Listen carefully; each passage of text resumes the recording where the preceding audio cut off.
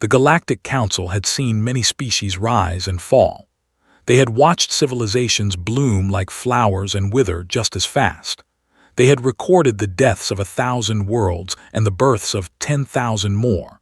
But in all their millions of years of observation, they had never seen anything quite like the humans. Ambassador Crystal stood before the great viewing screen, his 4 eyes blinking in different patterns as he tried to process what he was seeing. The data streams flowing across the display told a story that should have been impossible. A story that went against every rule the universe had established for the survival of intelligent life. "Run the calculations again," he said to the technician beside him. The technician, a small creature with scales that shifted color based on emotion, turned a worried shade of yellow. "I have run them 17 times, Ambassador. The results remain the same." Crystal's mandibles clicked together in frustration. He turned away from the screen and walked to the massive window that looked out over the council chambers. Below him, representatives from 300 civilizations moved about their business, unaware of the crisis brewing above them. "How is this possible?" he asked, more to himself than to anyone else. "They should be extinct. By every measure we have, they should have died out millions of years ago." The story of humanity, as the Council would come to understand it, began long before humans learned to walk upright. It began with the planet itself, a small blue marble spinning around an ordinary yellow star in an unremarkable corner of the galaxy. Earth was never meant to support complex life. The planet sat in what scientists would later call the Goldilocks zone, but that was about the only thing it had going for it. Everything else about Earth seemed designed to prevent life from ever taking hold. The young planet was bombarded by asteroids for millions of years. Giant rocks from space slammed into its surface with enough force to melt continents. The oceans boiled away and reformed dozens of times. Volcanoes erupted constantly, filling the air with poison gases that would kill most forms of life instantly. But somehow, life found a way. Tiny organisms appeared in the toxic seas, feeding on chemicals that should have destroyed them. They multiplied and evolved, becoming stronger and more complex with each passing age. The universe noticed, and it did not approve. What the humans would later call the Great Dying was the universe's first serious attempt to wipe life from Earth. A massive volcanic event in what would become Siberia erupted for nearly 1,000,000 years. It released enough poisonous gas to kill 90% of all life on the planet. The seas turned acidic. The air became unbreathable. The skies darkened for generations. Most species gave up and died. The universe expected this. It was the natural order of things. But some creatures refused to accept defeat. They adapted. They changed. They evolved new ways to survive in conditions that should have been impossible. When the smoke cleared and the volcanoes finally went quiet, life was still there. Damaged, reduced, but alive, and already spreading again. The universe tried again, and again, and again. Ice ages came, covering the planet in glaciers miles thick. Life retreated to small pockets near the equator, waiting patiently for the cold to pass. When it did, life exploded back across the globe, filling every available space. Massive meteor impacts struck the planet with the force of 1,000,000,000 nuclear bombs. The dinosaurs, who had ruled Earth for over 100 million years, were wiped out in the blink of an eye. But even then, small furry creatures hiding in burrows survived. They emerged into a world of ash and darkness, and they thrived. These survivors would eventually become humans. The first humans appeared on the plains of Africa, weak and defenseless. They had no claws, no fangs, no armor. Their senses were dull compared to other predators. They could not run very fast or climb very well. They were, by all logical measures, a failed experiment in evolution. The universe watched them with something that might have been curiosity. Surely these pathetic creatures would die out quickly. They were too fragile, too slow, too weak. The harsh environment of prehistoric Earth would crush them within a few generations. But the humans had something that no other species possessed. They had minds that could think in ways the universe had never seen before. They looked at the challenges around them, and instead of accepting defeat, they asked a simple question: how can we beat this? When the cold came, they did not grow fur. They took fur from other animals and wore it. When food became scarce, they did not simply starve. They learned to store food, to preserve it, to grow it themselves. When predators threatened them, they did not run. They made weapons and hunted the predators instead. The universe threw drought at them. They dug wells and built irrigation systems. The universe threw floods at them. They built boats and learned to swim. The universe threw disease at them. They created medicine. Every single extinction-level event that should have destroyed them instead made them stronger. They learned from each disaster. They adapted. They improved. And they passed their knowledge on to their children, who improved it further and passed it on again. By the time humans developed writing, they had survived more potential extinction events than most spacefaring civilizations had experienced in their entire history. And they were just getting started. The history of human civilization was a long list of disasters that should have ended them, wars that killed millions, plagues that wiped out entire continents, famines that lasted for years, natural disasters that leveled cities. Each time the survivors rebuilt, each time they came back stronger. The Black Death killed a third of Europe. The survivors created the Renaissance. 2 world wars devastated the planet. The survivors built international cooperation and went to the moon. A viral pandemic swept across the globe. The survivors developed vaccine technology that would later cure diseases humanity had suffered from for thousands of years. The pattern was always the same. The universe would throw something at humanity that should have destroyed them. Humanity would suffer, bleed, and die in huge numbers.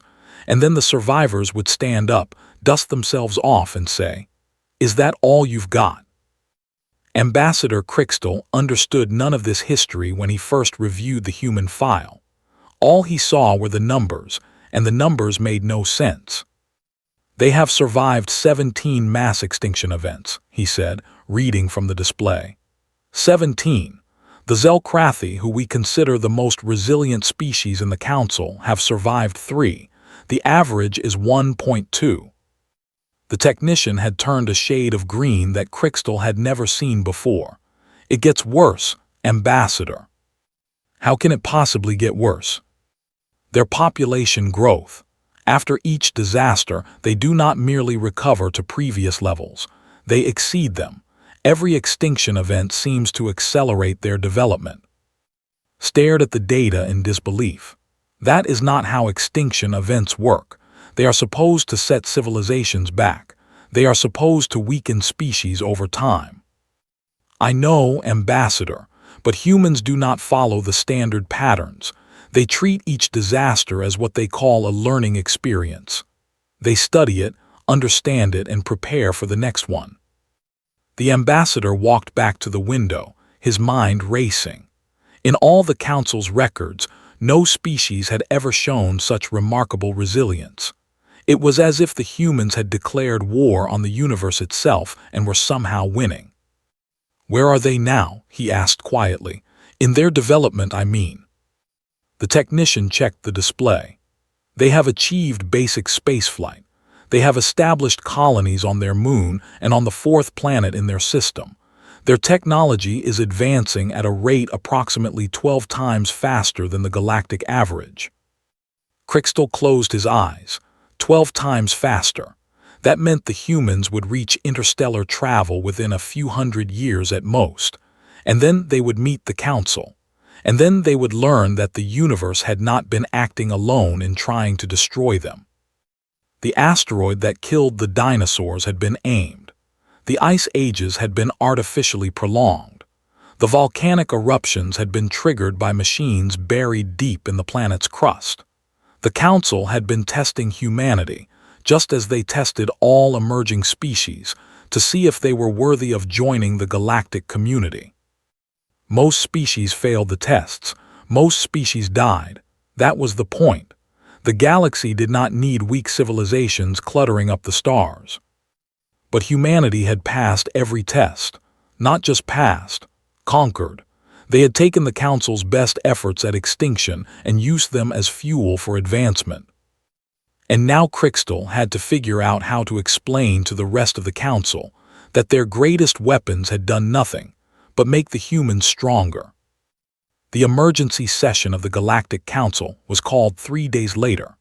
Representatives from every member civilization gathered in the great amphitheater, their various bodies arranged in tiers that rose toward a ceiling lost in shadow. The chamber hummed with translation devices, converting the clicks, whistles, and growls of 100 different languages into something everyone could understand. High Counselor Ventax presided over the meeting from a floating platform at the center of the room. She was ancient by the standards of her species, her crystalline form dulled with age but still radiating authority. She had led the Council for 10,000 years and had seen civilizations rise and fall like waves on a shore. "Ambassador Crystal," she said, her voice resonating through the chamber, "you have called this emergency session. Explain yourself." Crystal rose from his seat and stepped onto a smaller floating platform that carried him to the center of the room. He could feel countless eyes watching him, judging him, waiting to see if his concerns were worth their time. "High Counselor, fellow representatives, I have discovered a situation that threatens everything we have built over the past 1,000,000 years." A murmur ran through the chamber. The Galactic Council did not use words like "threatens" lightly. Wars had been fought over less alarming statements. "Show us," Ventax commanded. Crystal activated the holographic display, and a blue planet appeared floating in the center of the amphitheater. Earth looked peaceful from this distance, its oceans gleaming under its yellow sun. "This is the third planet of the Sol system," Crystal began. "It is home to a species called humans. According to our records, they should not exist." He began cycling through the data, showing the chamber the full history of Earth and its dominant species. He showed them the asteroid impacts, the ice ages, the volcanic events. He showed them the plagues, the wars, the famines. He showed them the steady, unstoppable rise of human civilization despite everything the universe and the Council had thrown at them. When he finished, the chamber was silent. "You are saying," Ventax said slowly, "that this species has survived every extinction protocol we have deployed." "Not just survived, High Counselor, thrived. Each attempt to destroy them has made them stronger, faster, more dangerous." A representative from the Zelkrathi delegation stood up. His 4 arms were crossed in a gesture of skepticism. "Impossible. The extinction protocols are designed to break civilizations. They cannot be used as fuel for advancement. It goes against basic evolutionary theory." "And yet that is exactly what has happened," Crystal replied. "I have run the calculations hundreds of times. The data is clear." Another representative, a gaseous being contained in a spherical environmental suit, spoke up. "Perhaps the protocols were not applied correctly. Perhaps there was a malfunction in the targeting systems." "I thought the same thing," Crystal said. "So I reviewed the deployment records. Every protocol was applied perfectly. The asteroid strikes were precisely calculated. The climate alterations were exactly as specified. The pathogen releases were textbook perfect." "Then how," the Zelkrathi demanded, "how did they survive?" Crystal took a deep breath, preparing to speak the words that had kept him awake for 3 days. "Because they do not think like we do. They do not accept defeat. When faced with impossible odds, they do not lie down and die. They adapt. They innovate. They fight back." He pulled up a new set of images. These showed humans throughout history, facing disaster after disaster. "Look at them," he said. "Look at what they do when the world ends around them. They do not pray for salvation. They do not wait for rescue. They pick up whatever tools they can find and they build their way out of the problem. The chamber watched as images flashed by. Humans building shelters in the middle of ice ages. Humans developing antibiotics to fight plague. Humans creating nuclear power and rocket engines and computers. Humans pushing forward, always forward, no matter how many times they were knocked down. They have a saying, Crystal continued. When life gives you lemons, make lemonade. It is a simple phrase, but it contains the essence of their species. They do not merely survive hardship. They transform hardship into opportunity. High Counselor Venthax leaned forward, her crystalline face catching the light from the holographic display. And you believe this makes them dangerous? I believe it makes them the most dangerous species we have ever encountered. Our entire system of managing emerging civilizations is based on the assumption that extinction protocols work, that difficult enough challenges will break a species before they become a threat. But with humans, we have created the opposite effect. We have trained them.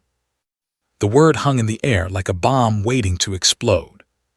Trained them? Venthax asked. Yes, every challenge we sent taught them something. The asteroid impacts taught them to watch the skis and develop space travel. The climate changes taught them to manipulate their environment. The diseases taught them about biology and medicine. We have been educating them for millions of years, and we did not even realize it. The chamber erupted in chaos. Representatives shouted over each other, demanding answers, assigning blame, calling for immediate action. The translation devices struggled to keep up with the flood of voices. Venthax raised her hand, and silence fell instantly. Even after 10,000 years, her authority was absolute. What do you recommend, Ambassador? Had thought about this question constantly since he first discovered the truth about humans. He had considered every option, run every scenario, and reached a conclusion that terrified him. I recommend we do nothing. The silence that followed was different from before. This was the silence of shock, of disbelief, of a universe that had suddenly stopped making sense. Nothing? Venthax asked. You tell us that we face the most dangerous species in galactic history, and your recommendation is to do nothing. Yes, High Counselor, because anything we do will only make them stronger. If we attack them, they will learn from the attack and develop better defenses. If we try to limit their expansion, they will find ways around our barriers. If we attempt to destroy them completely, they will almost certainly find a way to survive and come back even more powerful than before. So we simply accept that they will eventually reach the stars and challenge our dominance. Crystal nodded slowly. We accept that we cannot stop them, but perhaps we can guide them. Perhaps, instead of treating them as a threat to be eliminated, we can treat them as potential allies. A sound of scorn came from multiple directions in the chamber. The idea of allying with a primitive species was laughable to most council members. Hear me out, Crystal said. We have spent millions of years trying to destroy them and we have failed. But we have also unintentionally prepared them better than any other species for the challenges of the galaxy. They have survived everything. They fear nothing. And they never, ever give up. He looked around the chamber, meeting eyes and sensors and perception fields. Imagine having that kind of species as an ally instead of an enemy. Imagine what we could accomplish together. Imagine facing the great challenges of the universe with partners who treat every obstacle as an opportunity for growth. The chamber fell silent once more, but this time the silence was thoughtful rather than shocked. High Counselor Venthax sat back in her chair, considering. In 10,000 years, she had never heard such a proposal. The very idea went against everything the Council stood for, everything they believed about managing the galaxy. But she had also never seen data like this before, never encountered a species that broke every rule of survival and expansion. Perhaps new circumstances required new approaches. We will put it to a vote, she announced. But not today. We need time to consider what we have learned. This session is adjourned." As the representatives filed out of the chamber, Crystal remained on his platform, staring at the holographic image of Earth still floating in the center of the room. Somewhere down there, 7 billion humans went about their daily lives, unaware that their very existence had just shaken the foundations of galactic civilization, unaware that the universe had been trying to kill them for millions of years, unaware that they had won a war they never knew they were fighting. And Crystal wondered what they would do when they finally learned the truth. The vote took 3 months of debate, argument, and political maneuvering. In the end, Crystal's proposal passed by the narrowest margin in Council history. The Galactic Council would not attempt to destroy humanity. Instead, they would watch, wait, and prepare for first contact. The preparation took longer than anyone expected, not because the Council was slow, but because the humans were fast, faster than even Crystal's projections had predicted. Within 50 years of the Council's vote, humans had developed faster than light travel. Within another 20, they had established colonies on a dozen worlds. Within a century, they had built an interstellar civilization that spanned hundreds of light years. And they did it all while the Council watched in amazement and growing concern. "They are not slowing down," the Zelkrathi representative complained during a progress meeting. "If anything, they are accelerating." "Did you expect them to slow down?" Crystal asked. "After everything we have seen." "I expected them to behave like normal civilizations, to consolidate their gains, to rest between expansions, but they never rest. They never stop pushing forward." It was true. Human expansion showed no signs of stopping. Every time they reached a new planet, they did not simply settle it. They transformed it. They built cities and factories and research stations. They extracted resources and shipped them to other colonies. They spread out in every direction like a tide of unstoppable energy. And they brought their attitude with them. The first human ship to encounter an alien vessel was a small exploration craft called the Horizon. Its crew of 12 scientists and engineers had been surveying an uninhabited system when they detected an unfamiliar energy signature. Captain Sarah Chen stood on the bridge, watching the sensor display as the alien ship approached. It was massive, easily 10 times the size of the Horizon, covered in weapons ports and defensive arrays. "They're scanning us," her sensor officer reported. "Pretty aggressive scan. They're not being subtle." Sarah nodded calmly. "Let them scan. We've got nothing to hide." "Captain, that ship could vaporize us without breaking a sweat. Maybe we should run." Sarah turned to look at her crew. They were scared, she could see that. But underneath the fear, she saw something else. Determination, curiosity, the same stubborn refusal to quit that had defined humanity for millions of years. "We're not running," she said. "This is what we've been working toward since we first looked up at the stars. We don't get to chicken out now just because the new neighbors might be unfriendly." She turned back to the display. "Open a channel, let's say hello." The alien ship was a council scout, sent to observe human expansion and report back on their capabilities. The commander, a being called Xerix, had expected to find primitive vessels crewed by nervous primitives who would flee at the first sign of superior technology. Instead, he found Captain Sarah Chen broadcasting a friendly greeting and inviting him to dinner. "Dinner?" Xerix asked his second officer, confused. "What is dinner?" "I believe it is a human ritual involving the consumption of food, Commander. They often use it as a social bonding exercise." Xerix considered this for a long moment. His orders were to observe, not to interact. But there was something about the human captain's tone that intrigued him. She was not afraid. She was not threatening. She was simply welcoming. Against every protocol, Xerix accepted the invitation. What happened next would become one of the most famous stories in galactic history. Commander Xerix docked his ship with the Horizon and came aboard with a security detail. He expected to find a military vessel preparing for combat. Instead, he found a cafeteria decorated with colorful streamers, a table loaded with strange foods, and 12 humans who greeted him like an old friend they had been waiting to meet. "Welcome to the horizon," Sarah said, extending her hand. When Xerix did not take it, she simply smiled and lowered her arm without any sign of offense. "Sorry, human custom. We shake hands when we meet new people, but don't worry, we won't force any weird rituals on you." "You are not afraid," Xerix said, more as a statement than a question. "Should I be?" Xerix looked around at the small ship, at the unarmed humans, at the ridiculous decorations. "My vessel could destroy yours in seconds. I have weapons your species has not even imagined.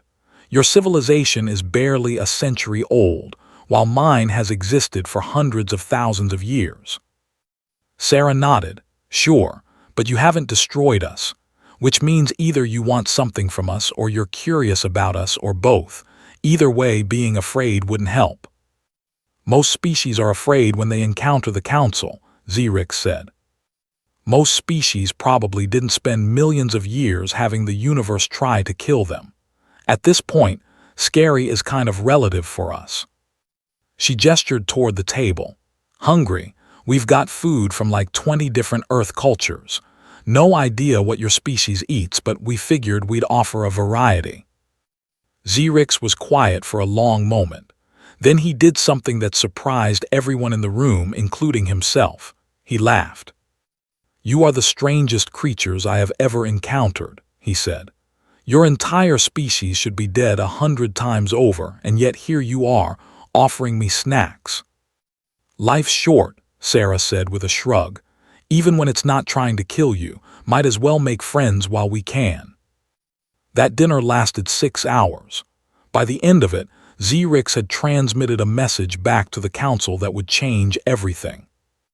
"Cancel the observation mission," he wrote. "These humans are not a threat.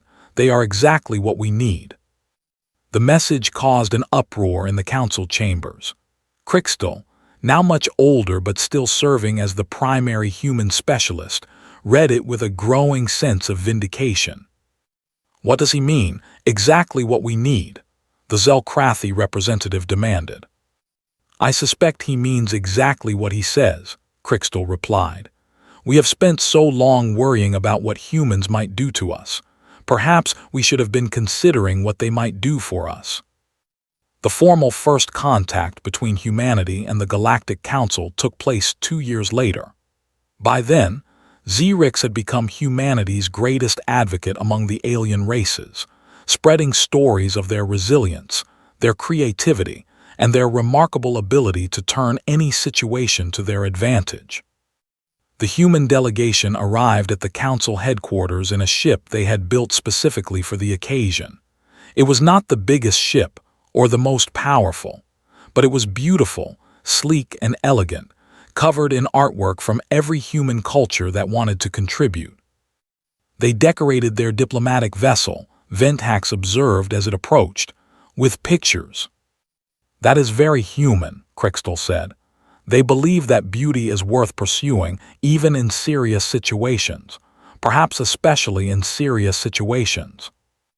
The human ambassador was a man named James Okonkwo. He was tall and dignified, with gray hair and kind eyes. He walked into the council chamber as if he belonged there, as if humanity had always been part of the galactic community.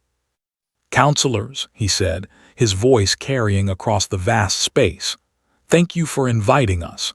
We've been looking forward to this meeting for a very long time." Venthax studied him carefully.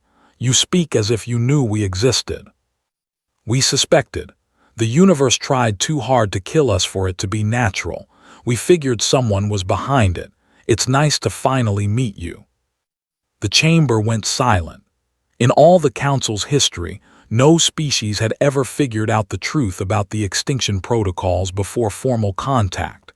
But here was this human, speaking about it as casually as if discussing the weather. "You knew," Ventax asked, "and yet you came in peace." James smiled. Counselor, we've spent our entire existence fighting to survive. Wars, plagues, disasters, you name it. At some point, we learned that holding grudges takes too much energy. Energy better spent building something better. He looked around the chamber, taking in the hundreds of alien races watching him. We know you tried to destroy us. We know you've been watching us, testing us, waiting to see if we'd break. But we're not here for revenge. We're here because we've finally made it to the stars and we'd rather make friends than enemies. He paused, letting his words sink in. So here's the deal. You can keep treating us like a threat, keep throwing challenges at us to see if we'll finally break, and we'll keep surviving them like we always have. Or you can accept that we're here to stay, and we can start working together to do something actually worthwhile. Ventax leaned forward. And what would you consider worthwhile, Ambassador? James's smile widened. How about we stop testing civilizations and start helping them instead? How about we take all the energy we've been using to fight and use it to build? There's a whole universe out there, Counselor. Seems like a waste to spend it killing each other. The vote that followed was not even close. For the first time in its history, the Galactic Council voted to end the Extinction protocols. They voted to welcome humanity as a full member, and they voted to reorganize their entire civilization around a new principle: growth through cooperation rather than survival through competition. It was the beginning of a new era. The changes did not happen overnight. Galactic civilizations that had spent millions of years operating one way did not transform instantly just because a new species showed up with different ideas. But gradually, year by year, the influence of humanity spread throughout the galaxy. They started with the smaller problems. Planets struggling to develop sustainable agriculture received teams of human experts who helped them redesign their food systems. Civilizations fighting civil wars were offered human mediators who had practice from centuries of similar conflicts on Earth. Species facing environmental collapse got access to technologies that humans had developed to save their own world from similar disasters. Each intervention was small on its own, but together they added up to something unprecedented, a galaxy that was slowly learning to solve problems rather than just survive them. The real test came 50 years after first contact. It started with a distress signal from the far edge of Council space. A young civilization called the Vren had detected something massive approaching their star system, something that should not have existed. The Galactic Council had many ancient enemies, threats they had managed to contain or avoid for millions of years. But the entity approaching Vren space was something different, something that had slept for billions of years in the void between galaxies, something that made the Extinction protocols look like gentle warnings. They called it the Devourer. It was not a single creature but a swarm, a collection of machines so old that no one remembered who had built them. Each machine was small, no bigger than a human fist, but there were trillions of them, and they had one purpose: to consume everything in their path and convert it into more machines. The Devourer had destroyed galaxies, entire galaxies, with all their stars and planets and civilizations, reduced to raw material for an ever-growing swarm. It was the thing the Council feared most, the reason they had developed the Extinction protocols in the first place. Better to kill a few species than to let them attract the attention of something that killed everything. But humanity had already attracted that attention.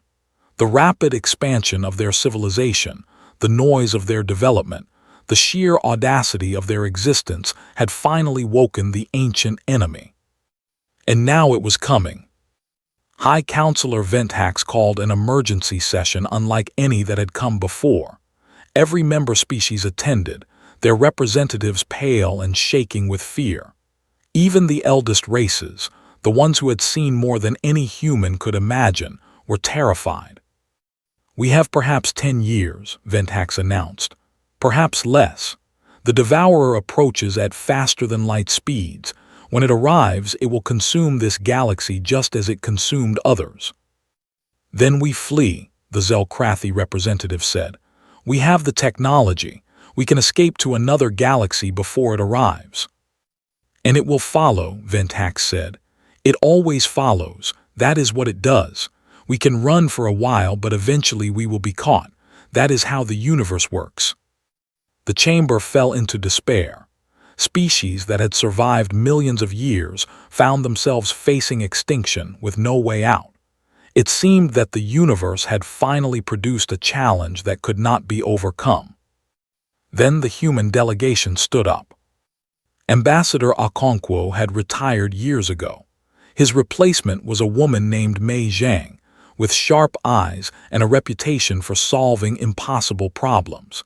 She walked to the center of the chamber with the same confident stride her predecessor had used decades earlier.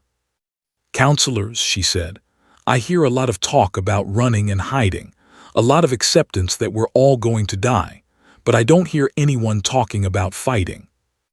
A bitter laugh came from somewhere in the chamber. "Fight the devourer. It has destroyed galaxies. We are nothing to it." May nodded. "It has destroyed galaxies that tried to fight alone, galaxies that never learned to work together, galaxies that accepted that some things are impossible." She pulled up a holographic display, showing the approaching swarm. "You're right that we can't defeat it the way it's been fought before. Weapons don't work. Defenses don't work. Running doesn't work. But humans have a saying, if something doesn't work, try something else." She began outlining a plan that had been developed over years of human-led research. It was ambitious. It was dangerous. And it required every civilization in the galaxy to work together in ways they had never imagined. The basic concept was simple, even if the execution was anything but. The Devourer was a swarm of machines that consumed matter and energy to replicate. It could not be destroyed, but it could potentially be redirected. If they could create something that gave off more energy than anything else in the galaxy, something that attracted the swarm's attention more than the stars and planets around it, they might be able to lead it away. And humans knew exactly how to create such a thing. "You want to build a star," Ventax said slowly, studying the plans. "Not just any star," May replied. "An artificial star designed specifically to attract the Devourer. We build it on the edge of the galaxy, wait for the swarm to approach, then accelerate it into intergalactic space. The Devourer follows, leaving our galaxy alone." "That is insane," the Zelkrathi representative said. "Building an artificial star is theoretically possible, but the resources required would require every civilization in the galaxy contributing everything they have," May finished. "Yes, that's the point. This isn't something any one species can do alone. This is something we have to do together, or not at all." The debate that followed lasted for days. Species that had been rivals for millennia argued over whether they could trust each other. Civilizations that had never shared technology worried about what would happen after the crisis passed. Ancient grudges and petty conflicts threatened to tear the fragile alliance apart before it even began. Through it all, the human delegation worked tirelessly. They met with every representative, answered every concern, addressed every fear. They shared their own history, showing how humanity had learned to overcome similar divisions in the face of common threats. "We have a choice," May said during one particularly heated session. "We can spend our remaining years fighting over who betrayed who 1,000 years ago, or we can spend them building something that saves everyone. It's not complicated." In the end, the vote passed. Not unanimously, but by a large enough margin that even the holdouts agreed to participate. The galaxy would work together to build an artificial star. And so the greatest construction project in cosmic history began.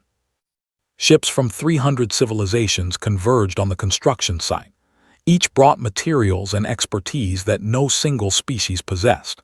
Humans provided the overall design and coordination, drawing on their experience with massive engineering projects throughout their history.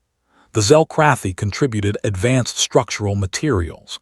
The The gaseous beings added energy manipulation technology. Dozens of other species added their own unique contributions. Problems arose constantly. Cultural differences led to misunderstandings. Technical challenges seemed insurmountable. As the devourer drew closer, panic threatened to derail everything. But humans had practice with this kind of situation. They had spent their entire existence facing impossible odds and finding ways through. They had turned disaster into opportunity more times than anyone could count. Now they taught the galaxy how to do the same.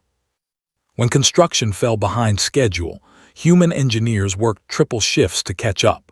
When disputes broke out between species, human mediators found compromises that left everyone satisfied. When despair threatened to overwhelm the workers, human morale officers organized events and entertainment to keep spirits high. And slowly, impossibly, the artificial star began to take shape. The final stage of construction happened just months before the devourer was scheduled to arrive. The artificial star was not beautiful like natural stars. It was a massive, ugly thing, covered in machinery and scaffolding, pulsing with barely contained energy. But it worked. When they ignited it for the first time, the light was visible across the galaxy. It burned brighter than 1,000 natural stars, pumping out more energy than entire solar systems. Sensors across the cosmos detected it instantly.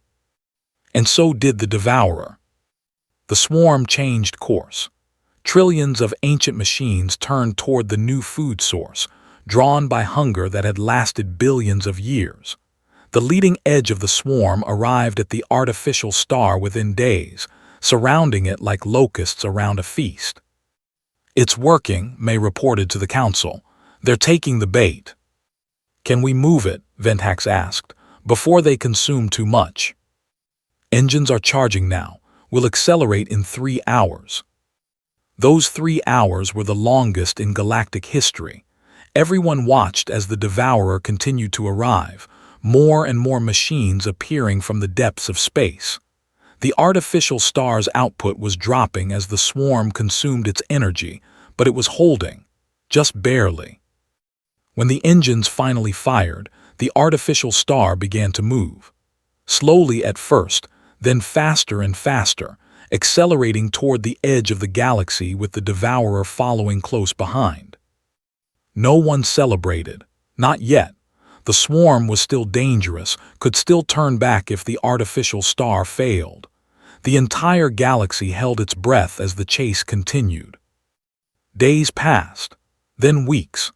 The artificial star and its swarm of pursuers reached the edge of the galaxy and kept going, accelerating into the void between galaxies where no stars shone and no life existed. A month later, the signal from the artificial star went silent. It had either been consumed or had traveled beyond communication range. Either way, the devourer was gone. The galaxy was saved. The celebration that followed was unlike anything the cosmos had ever seen. Species that had never spoken before embraced each other. Ancient enemies declared peace. The impossible had happened. The galaxy had come together, worked together, and achieved something none of them could have done alone.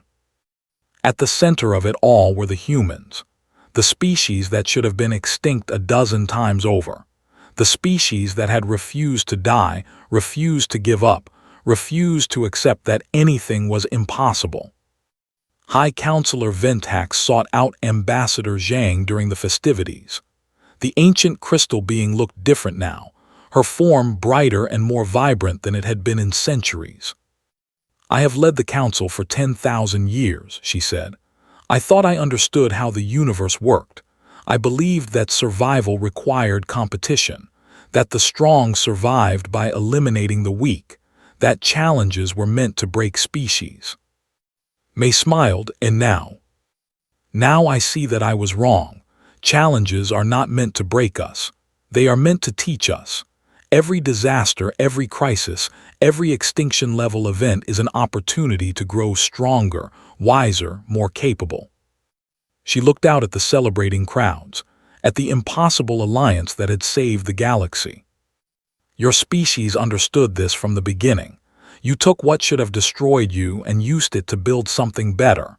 And now you have taught the rest of us to do the same. May shook her head. We didn't teach you anything you didn't already know. We just reminded you. The universe isn't trying to kill us. It's trying to help us grow. We just have to be stubborn enough to keep growing. The celebration continued long into the night and the nights that followed. The galaxy was different now, changed in ways that would take centuries to fully understand. The old systems of competition and extinction were gone, replaced by something new, something better. Humanity had not just survived the universe's attempts to destroy them. They had transformed those attempts into the foundation for a new kind of civilization, one based on cooperation instead of competition, on hope instead of fear, on the stubborn belief that no challenge was too great to overcome. The universe had tried extinction, and humanity had treated it like a challenge. And in doing so, they had changed everything. In the years that followed, the story of the devourer became legend. Parents of every species told their children about the time the galaxy came together to face the ultimate threat, about the humans who had shown them how to turn despair into determination, about the lesson that had taken humanity millions of years to learn, that the only true extinction is giving up. Monuments were built, holidays were established. The coordinates of the artificial star's final trajectory became a pilgrimage site, where beings of all species came to remember what they had accomplished together. And through it all, humanity continued to do what it had always done. They faced new challenges. They built new things. They made new friends. They pushed forward, always forward, into a future that was brighter than anyone had thought possible. Because that was who they were. That was what they had learned through millions of years of surviving the universe's best attempts to destroy them.